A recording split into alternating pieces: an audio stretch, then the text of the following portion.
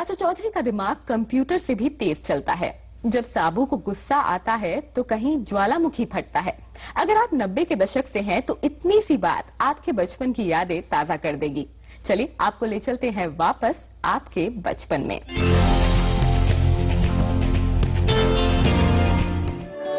न जाने कहां है अब वो दुकानें जहां एक एक रुपए में किराए पर मिलती थी कॉमिक्स। 10 साल में ही लगता है जमाना बदल गया है।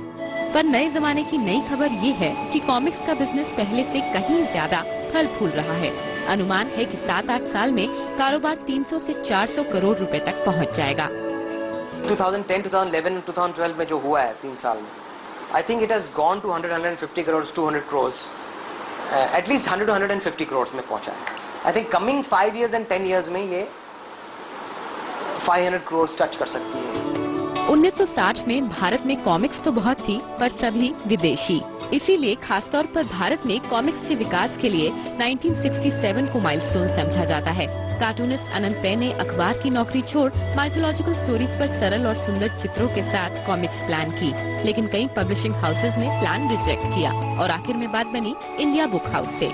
ऐसे शुरुआत हुई अमर चित्र कथा की, जो जल्द ही 20 भाषाओं में इंडिया की सबसे ज्यादा बिकने वाली कॉमिक बन गई। मीराबाई का जो कवर था मुझको याद है। राणा प्रताप जो अपने चेतक पे घोड़े पे बैठे हुए हैं, उसका कवर था, हमको याद है। अंदर जो तस्वीरें थी वो सुडौल तस्वीरें थी। उनके जो ऐसा नहीं लगेगा आपकी किसी का सर बड़ा है, किसी के हाथ बड़े हैं, किसी के हाथ मोटे हैं।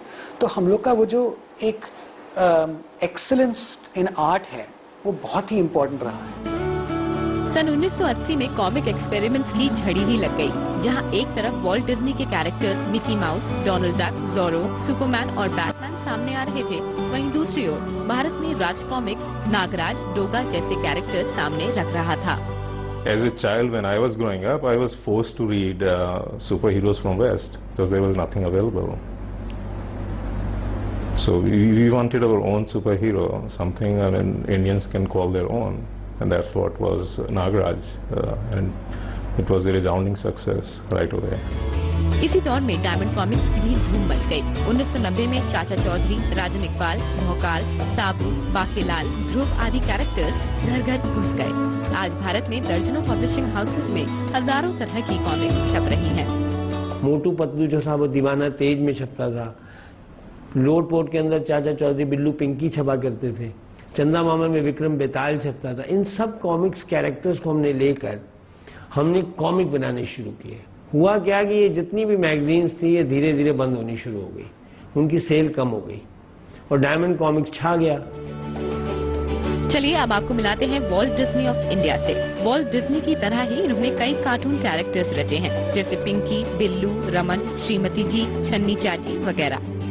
जो श्रीमती जी है वो भी एक मिडिल क्लास हाउसवाइफ है, और जिसको ये हमेशा फिक्र लगी रहती है कि अपने हस्बैंड की लिमिटेड इनकम में मैं अपना गुजारा कैसे करूंगी। बिल्लू जो है, बिल्लू एक टीनेज लड़का है जो दिन रात सोता उठता क्रिकेट क्रिकेट क्रिकेट के ही ख्वाब देखता है। उसको पढ़ाई लिखाई अच्छी नहीं लगती। इसी तरह जो है पिंकी एक 5 साल की बच्ची है, वो अपने किसी भी स्ट्रीट में स्टापू खेलते हुए आप देख सकते हैं उस तरह की बच्ची। समय की बात है, भारत में नागराज, डोगा, बिल्लू, पिंकी, चाचा चौधरी का राज था। जीवन सुख से बीत रहा था, लेकिन फिर आया कंप्यूटर एनिमेशन नाम का विलेन, जिसने छीन लिया इन सब का राज। सुनने में कहानी सी लगने वाली इस बात में सच्चाई है। कॉमिक बिजनेस के लिए समय हमेशा सुनहरा नहीं रहा। Cable TV and video games, and not just us, the Marvels and Disneys, they all had a very, very bad time. We thankfully survived because of our loyal fans, blessings of our fans. We were able to survive. Many companies folded shop. Lots of different television channels were cropping up around then, games consoles. Towards the end of the 90s there was the internet, so there were so many other things that kids were getting interested in that maybe comics got forgotten for a while. Cartoon channel आकर्षक animated कहानियाँ बच्चों को अपनी ओर खींच रही थी। Technology का असर ऐसा हुआ कि बच्चों के खिलौनों की शक्ल ही बदल गई। अब बिल्लू पिंकी के पास भी मोबाइल है और कंप्यूटर से तेज दिमाग वाले चाचा चौधरी खुद कंप्यूटर पर आ गए हैं। Well, that's the era when Campfire first started, and around the same time there were a few other publishers who started up as well. And I think there was just a change of mood in India where people just started to realize that comics were interactive and interesting for them. हम जो inspire हुए थे वो virgin comics से हुए थे basically. उससे पहले आई डोंट थिंक सो मैंने किधर और देख के पास्ट में देख के मैंने स्टार्ट किया। बस मैंने ये देखा कि उसमें उन्होंने जो 19वीं सदी के या 19th सेंचुरी के जो या 20th सेंचुरी की जो कॉमिक बुक्स थी, जो पब्लिशर्स थे, उनने क्या कमी छोड़ी, वो हमें कमी पूरी करने को राह मिला। कई पब्लिशर्स ने डिजिटल एडिशन निकालने के बाद टेलीकॉम सर्विस प्रोवाइडर्स के साथ कॉमिक्स की मंथली सब्सक्रिप्शन के लिए करार भी कर लिया है।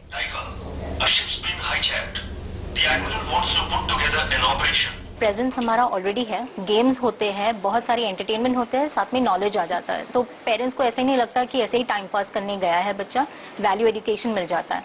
ये लोग प्रोवाइड करते हैं, ये इनकरेज करते हैं, and it is helpful for kids because जो किड्स मे बी जो अवेलेबिलिटी नहीं होती कॉमिक्स की बाहर, जो पेरेंट्स उनको अलाउ नहीं करते बाहर से लेने के लिए, या फिर बाहर जाना होता है, इनकन्वीनियंस होता है cause while they are studying और whatever, they can download it. Comics को प्रमोशन की जरूरत है। आज ज्यादातर अच्छे कॉमिक्स ब्लॉग्स या दूसरे सोशल मीडियम्स के जरिए शेयर किए जा रहे हैं। यहाँ तक कि अब कॉमिक जगत में सम्मानित करने के लिए 2011 से भारत में शुरू हो चुके हैं कॉमिकॉन अवार्ड्स, जो उभरते कार्टूनिस्ट को और प्रोत्साहन दे रहे हैं। अवार्ड सेरेमनी होनी चाहिए जिसमें जो इतनी मेहनत कर रहे हैं लोग उनको अवार्ड दिया जाए for their work, hard work and the quality of work, and also awards were a way of getting a good buzz going around a lot of different comics जो आ रही हैं। भले ही टेक्नोलॉजी विलन बनकर उभरी हो, लेकिन अच्छी बात ये है कि कंप्यूटर और आपके फेवरेट कॉमिक कैरेक्टर के बीच में दोस्ती हो गई है। This calls for a happy ending. Well, happy ending for now. Kanika Ahuja, C business. अपने विचारों को या खुद को दिलचस्प ढंग से व्यक्त करने का सबसे पुराना और प्राथमिक तरीका रही है कॉमिक्स। हजारों साल पहले बनाए गए गुफा चित्र इसके उदाहरण है।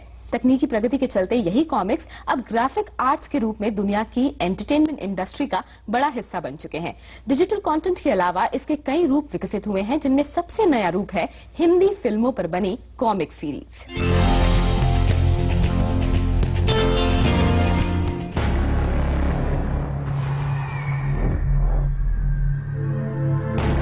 Hollywood Funda. War has started. Comic hit, film super hit. What you call such lost creek? Bollywood Funda. Film hit, comic release.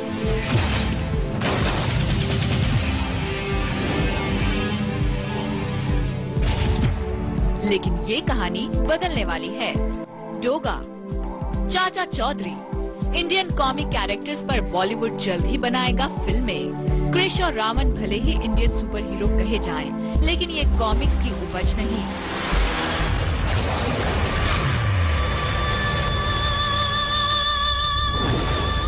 मगर फिल्म हिट होने के बाद इन पर कॉमिक्स जरूर पब्लिश हुई। अब तक कार्टून एनिमेशन के नाम पर आपने सिर्फ टूनपूर का सुपर हीरो जैसी फिल्में ही देखी होंगी, पर फिल्मों में एनिमेटेड कार्टून्स की शुरुआत हुई थी फिल्म हम तुम से। लड़के और लड़की के बीच के झगड़ों को प्यार से दिखाते इन कार्टून्स को काफी पसंद किया गया। फिल्म तो हिट हो ही गई। इन कैरेक्टर्स की लोकप्रियता को देखते हुए हम और तुम पर कॉमिक स्ट्रिप्स भी पब्लिश की जाने लगी। It was the first time that there was a comic strip that came in mainstream cinema. So we had scenes happening, and then suddenly Hum and Tum comics used to just the characters used to pop out in the comic, and it was very interesting for the viewers at that point of time.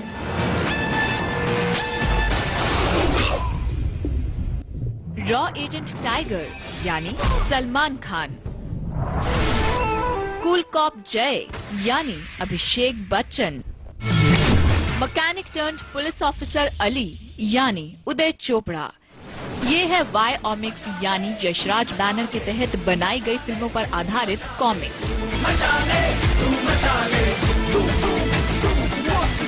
Website पर धूम मचाते इन किरदारों की 4 comics release हो चुकी हैं।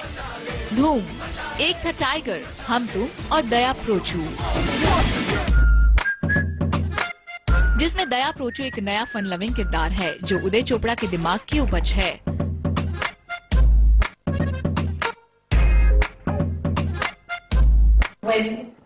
When kids, when everybody reads Daya Prochu, I think they are going to start feeling that, oh my God, I think it's time that we get our Daya Prochu out. And I think that's going to be a really fun way of looking at the comic and also reading it. वाई ऑमिक्स की 5वीं comic Diwali तक release हो जाएगी।